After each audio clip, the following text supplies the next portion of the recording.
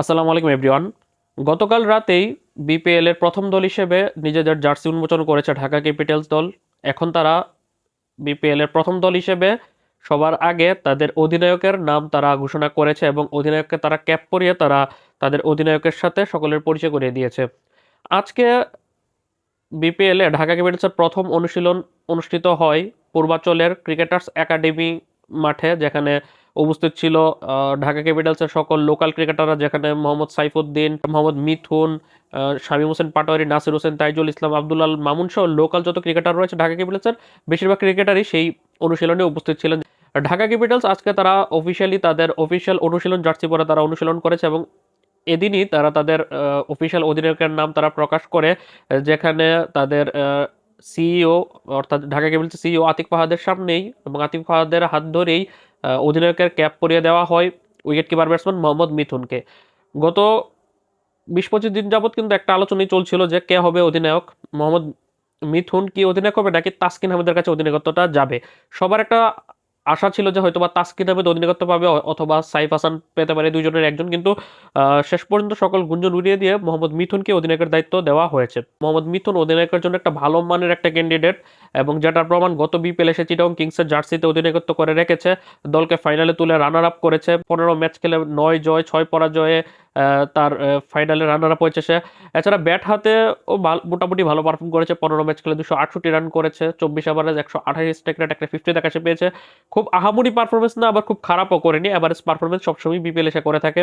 এর আগের আসরেও বিপিএল এর 2024-এ বিপিএল এর 10ম আসরে সে সিলেট স্ট্রাইকার্সরা খেলেছিল। প্রথম 5 ম্যাচে মাশরাফি অধিনায়ক ছিল, পরবর্তীতে 5টি হারার পর মাশরাফি যখন রাজনৈতিক কারণে দল ছেড়ে চলে যায় তখন মোহাম্মদ মিথুনের কাছে অধিনায়কত্বের দায়িত্বভারটা যায়। প্রথম টানা 5 ম্যাচে 5টাতে হারা দলকে মোহাম্মদ মিথুন শেষ 7 ম্যাচের 5টাতে জয়ী করে। তাই মোহাম্মদ মিথুনের অধিনায়কত্ব নিয়ে প্রশ্ন ওঠার কথা না। এছাড়া ডোমেস্টিক ক্রিকেটে কিন্তু অধিনায়কত্ব নিয়মিত মোহাম্মদ মিথুন করে থাকে। 2024 বিপিএল এ 7 ম্যাচ এবং 2025 বিপিএল এ 15 ম্যাচ, মোট 22 ম্যাচের বিপিএল এ অধিনায়কত্ব তার ক্যারিয়ারে সে 14টাতে জয়লাভ করেছে এবং 8টাতে হেরেছে। তার রেকর্ড কিন্তু ভালো, একবার 7 ম্যাচে 5টা জিতিয়েছে দলকে, সিলেট স্ট্রাইকার্সকে, এদিকে চিটাগং কিংসকে ফাইনালে তুলে রানার আপ করেছে।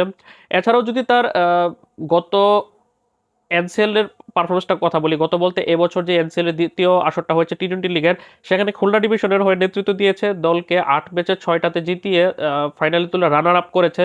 এনসিএলও তার দলকে সে ফাইনালে তুলেছে। এছাড়া ব্যাট হাতে মোটামুটি পারফর্ম করেছে, 8 ম্যাচ খেলে 133 রান করেছে, 19 ওভারে 130 স্ট্রাইক রেটে।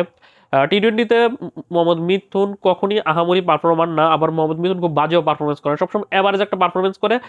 পারফরমেন্সের ধরনটা এরকম যে তারপর আপনার ফোকাস যাবে না যে মোহাম্মদ মিথুন অসাধারণ খেলে ফেলেছে, অথবা তার উপর এভাবেও ফোকাস যাবে না সে খুব খারাপ করছে যার তাকে বাদ দেওয়া উচিত।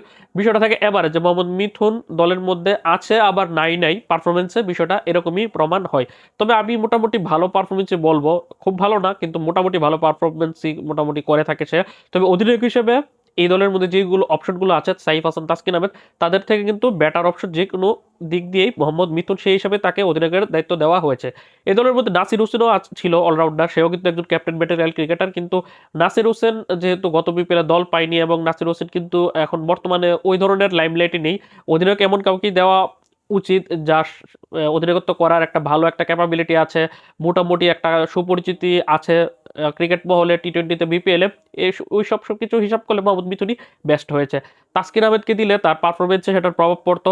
সাইফ হাসানকে বিপিএলে ক্যাপ্টেন্সি দেওয়াটা এই মুহূর্তে উচিত না, যদিও সে কিন্তু এনসিএল নিয়মিত ক্যাপ্টেন্সি করে, তাছাড়া ঢাকা প্রিমিয়ার লিগও নিয়মিত ক্যাপ্টেন্সি করে, তাছাড়া বাংলাদেশের দল ইমার্জিং দলেও নেতৃত্ব দিয়ে থাকে। তবে বিপিএলে যেহেতু মোহাম্মদ মিথুন এই দলে আছে, সেই হিসাবে সাইফ তাসকিনকে দেওয়ার চেয়ে মোহাম্মদ মিথুনই বেটার অপশন মনে হয়েছে। আমি গত 15-20 দিন আগে একটা ভিডিও করেছিলাম যে 6 দলের সম্ভাব্য অধিনায়ক কারা, সেখানে আমি জানিয়েছিলাম যে সাইফ তাসকিন আলোচনায় থাকলেও মোহাম্মদ মিথুনই হতে যাচ্ছে এই দলের বেস্ট ক্যাপ্টেন অপশন। আপনার কাছে কি মনে হয় যে মোহাম্মদ মিথুনকে অতিরিক্ত দেওয়াতে কি ভালো হয়েছে নাকি অন্য কাউকে দিলে বেটার হতো, সেটা অবশ্যই কমেন্টে জানাবেন। তবে আমার মতামত হচ্ছে বেস্ট চয়েসই হয়েছে, যে কয়েকটা অপশন আছে সেই অনুযায়ী। আল্লাহ হাফেজ।